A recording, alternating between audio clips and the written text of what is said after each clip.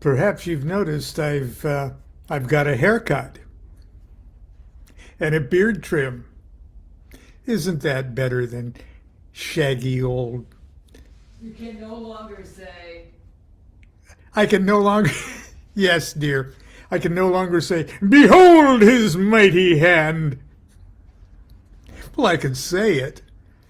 no, you can't. That's three.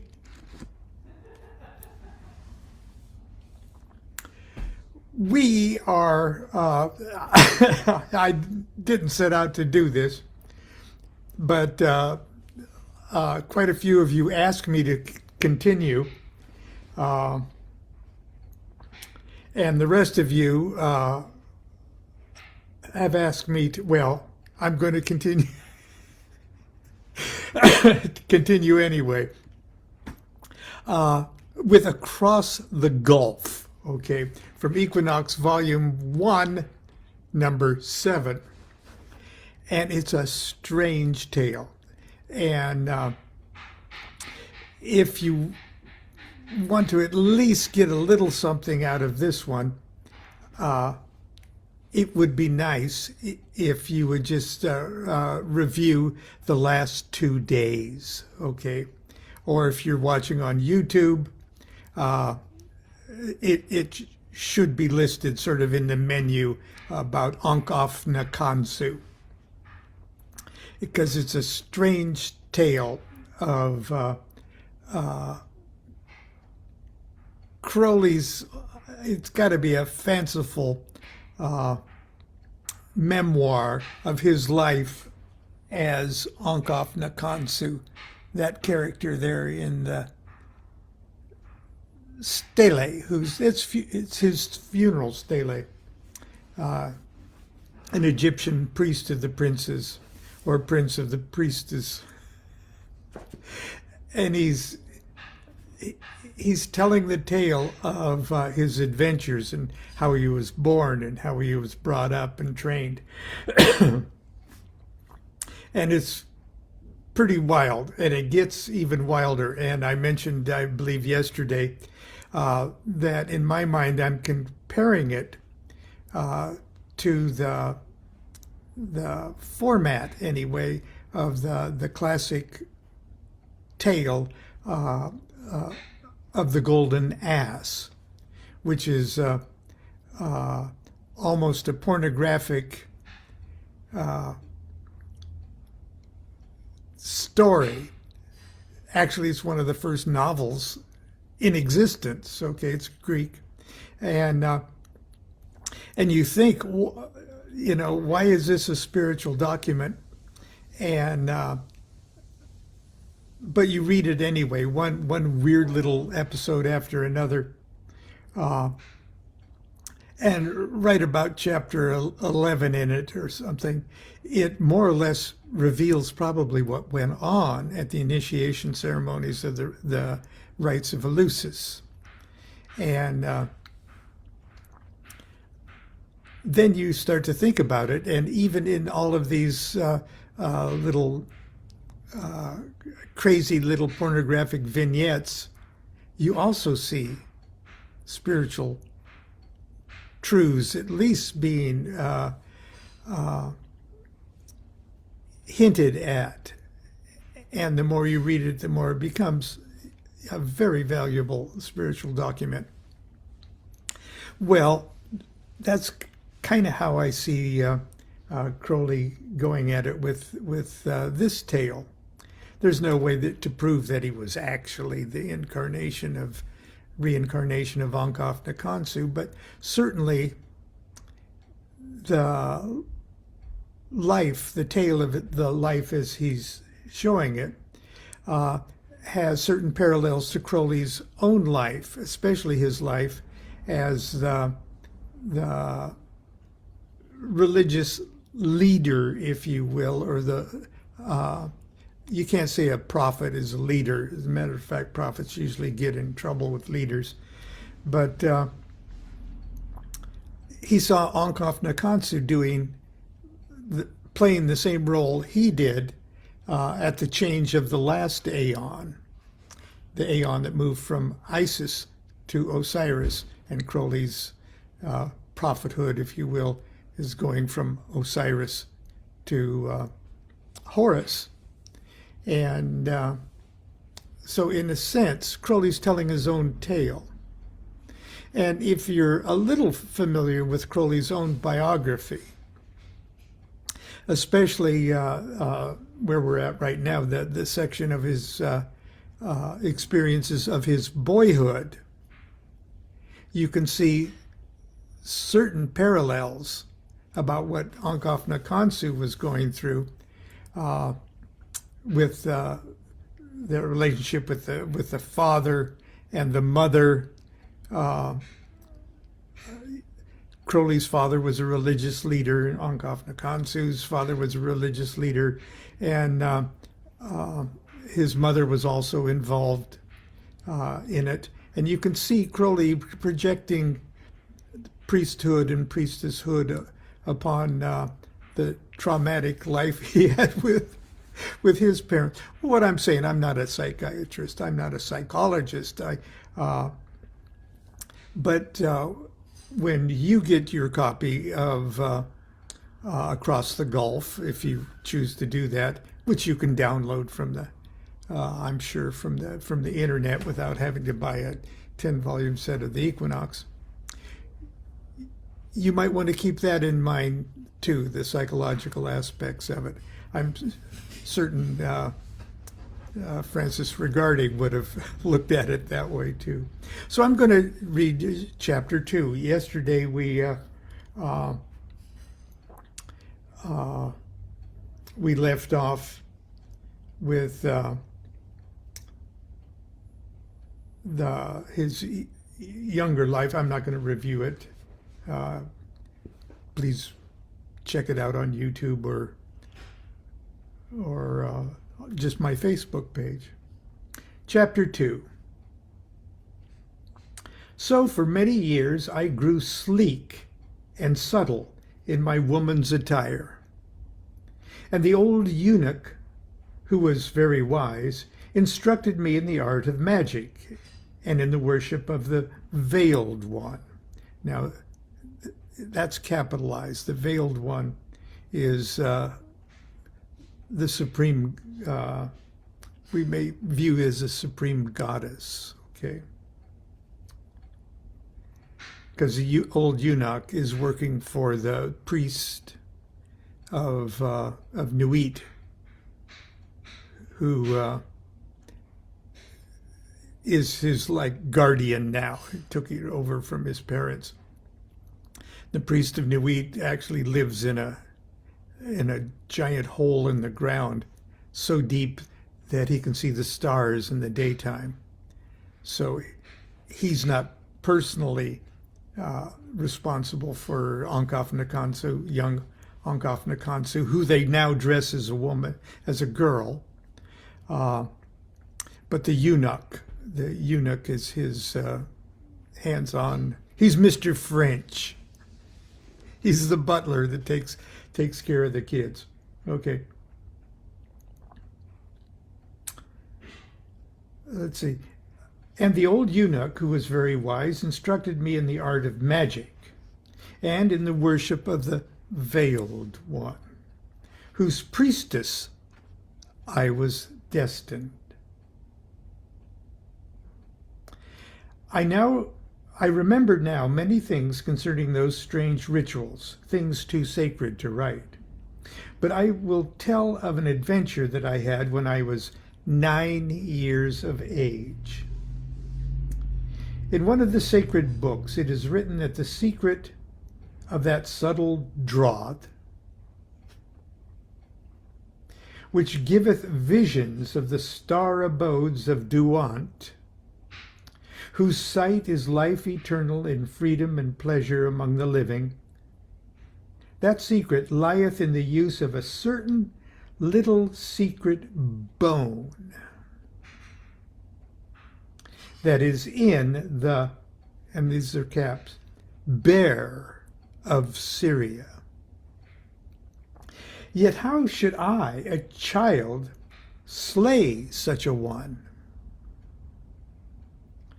for they had taken all weapons from me.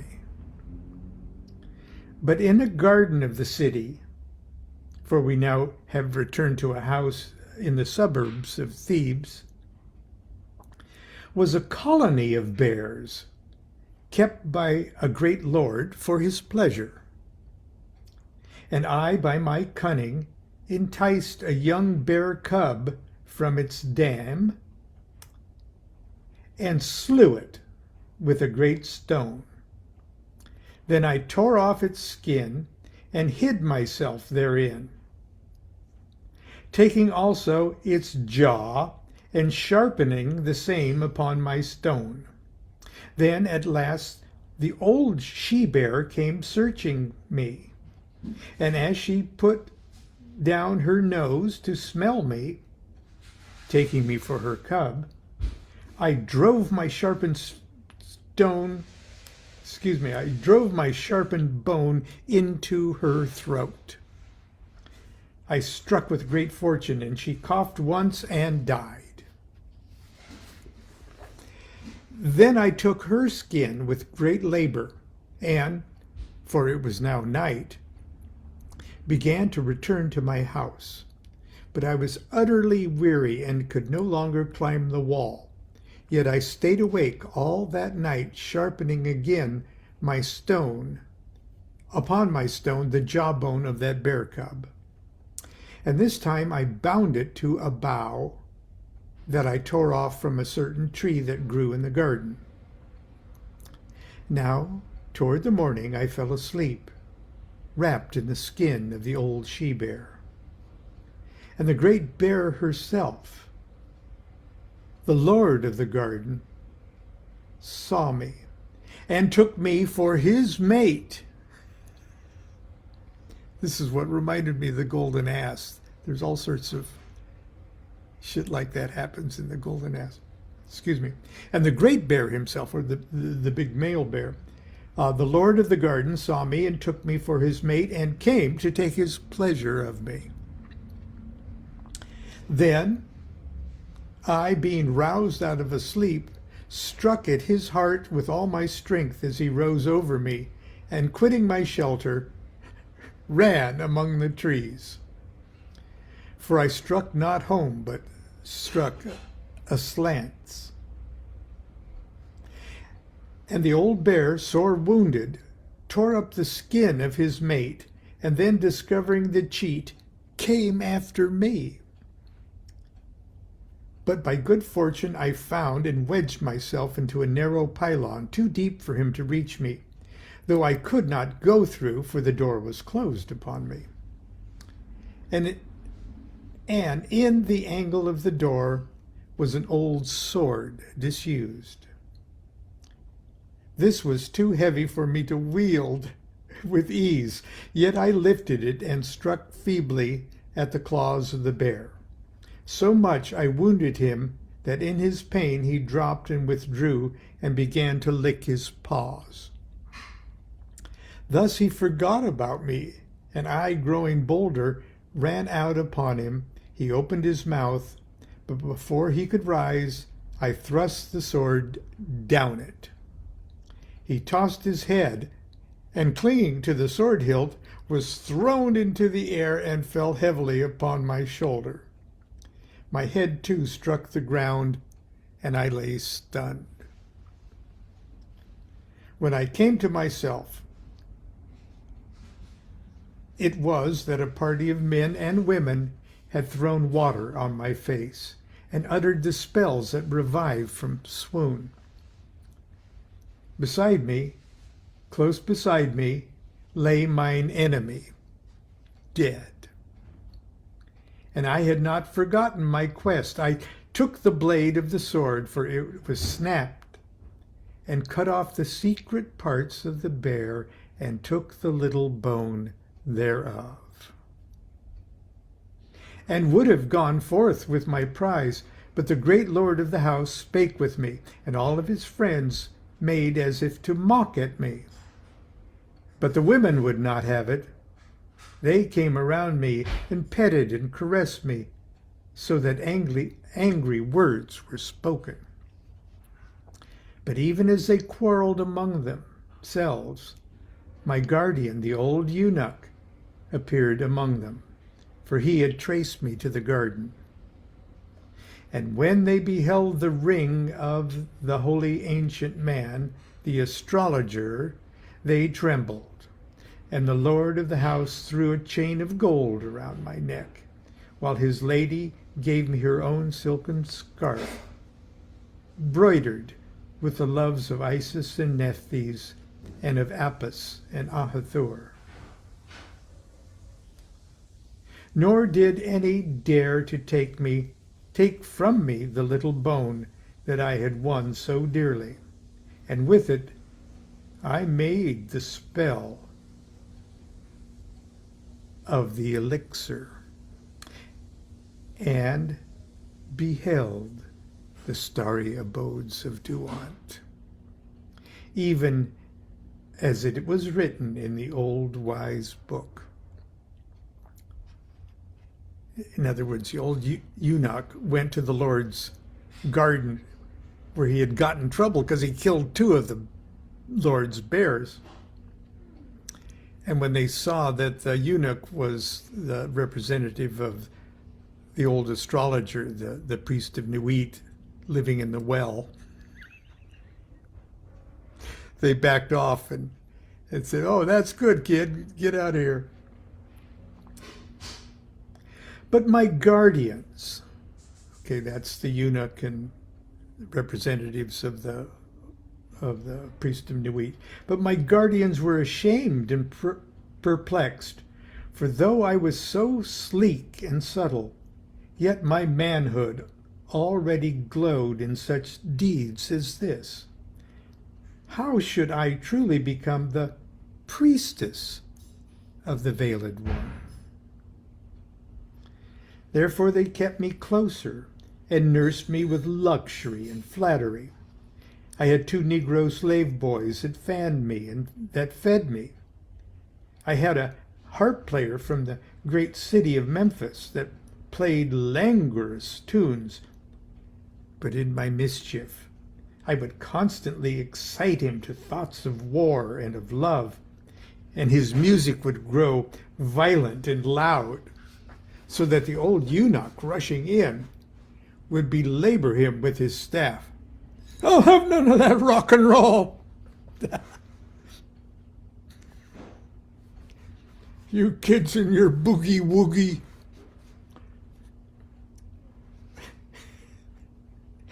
I digress. How well I recall that room. Large was it and lofty, and there were sculptured pillars of malachite and of lapis lazuli and of porphyry and of yellow marble. The floor was of black granite, the roof of white marble. On the southern side was my couch, of softness of luxurious furs. To roll in them was to gasp for pleasure. In the center was a tiny fountain of pure gold. The sunlight came through the space between the walls and the roof, while on the other sides I could look up through and up into infinite blue. Now, I don't want to spoil your own discoveries when studying this weird tale, but that's a tree of life. Black marble floor, okay. Anyway, you can look that up. So right smack dab in the middle of that tale, he stops to describe this room, and this room just happens to be using stones, precious stones in their color for a vehicle describing the tree of life. There was a great python that inhabited the hall, but he was very old and wise, and too wise to stir. But so I then believed he watched me and conveyed intelligence to the old magus of the well. The python, the snake, was a spy. Now, then the folly of my guardians appeared in this, that while all day I slept and languished and played idly at night, they supposed I slept. I slept not.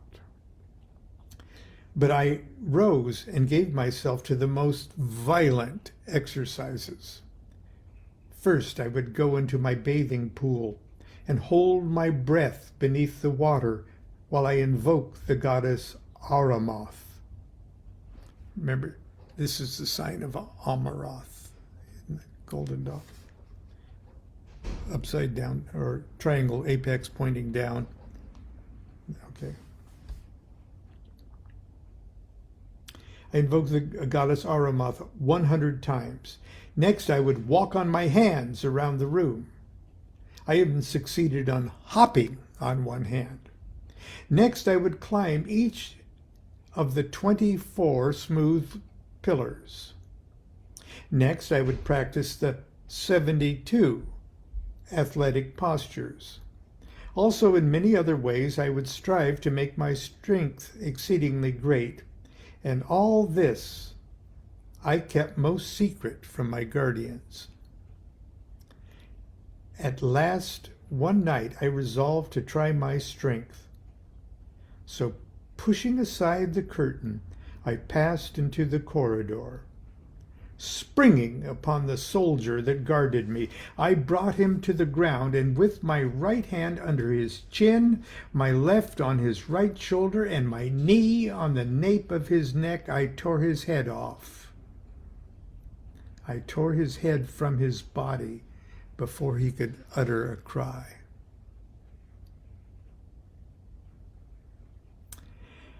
I was now in my 15th year. But the deed was marvelous. None suspected me. It was thought a miracle.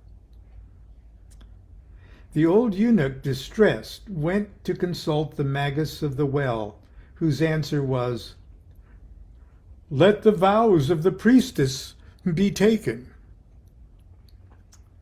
Now I thought this old man most foolish, obstinate, for I myself was obstinate and foolish.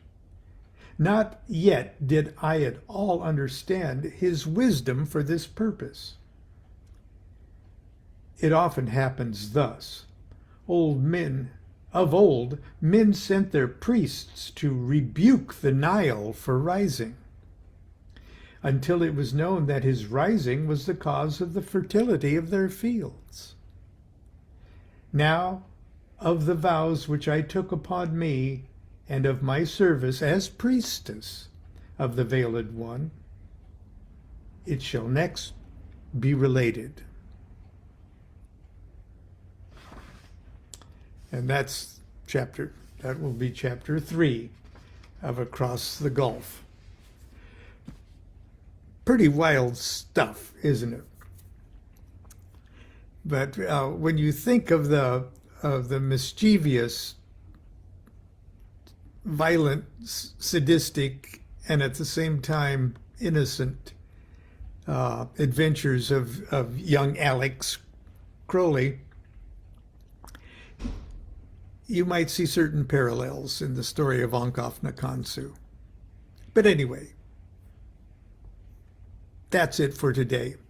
I probably will read the next chapter tomorrow. I'm not promising because it's wild and crazy. But if you're enjoying it, let me know so I at least feel justified for doing another installment of Aleister Crowley's Across the Gulf. Until tomorrow, continue to be good to yourself. Be good to each other. Do what thou wilt shall be the whole of the law. Love is the law. Love under will.